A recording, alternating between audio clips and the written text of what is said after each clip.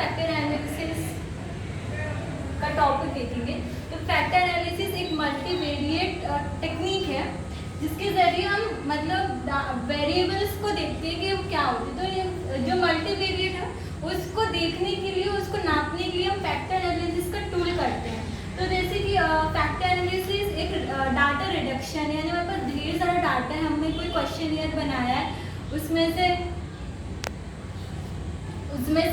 हमें बहुत सारे वेरिएबल देखे हैं, उसमें से हमें रिडक्शन करना है कि डाटा का, कि कौन कौन से हम वेरिएबल अपने रिसर्च में आके लेके जा सकते हैं। तो हम टर्मिनोलॉजीज ऑफ फैक्टर एनालिसिस आज देखते हैं। तो सबसे पहले होता है latent variables. This technique allows the researcher to grow variables into factor based on correlation between variables and the factor so may be treated as a new variable as termed as latent.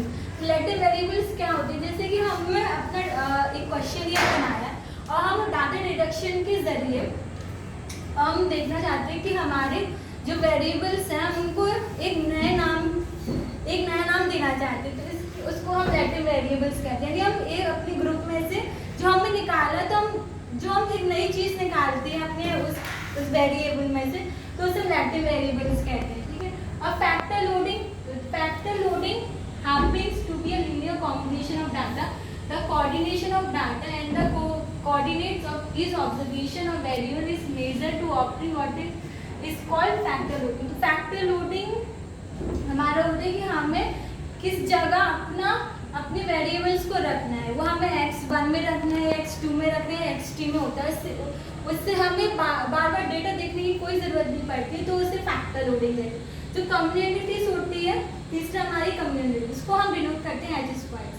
तो जो factor loading को square करके जो भी हम अपने variable को कम कर देते हैं ताकि हमें बायसनेस या रैंडम की कोई भी प्रॉब्लम ना आए, इसलिए कम्युनिटीज की फैक्टर लोडिंग का स्क्वायर करके जो भी हमें मिलेगा आंसर, वो होती है हमारी कम्युनिटी। इसमें लिखा है it is indicate how much of each variable is accounted for by underline factor taking together. मतलब फैक्टर लोडिंग के जो भी हमारे वेरिएबल हैं, हम उनका स्क्वायर करके जो भी हमारे पास आएगा उसे कम्युनिटीज में। Fourth number eigen values.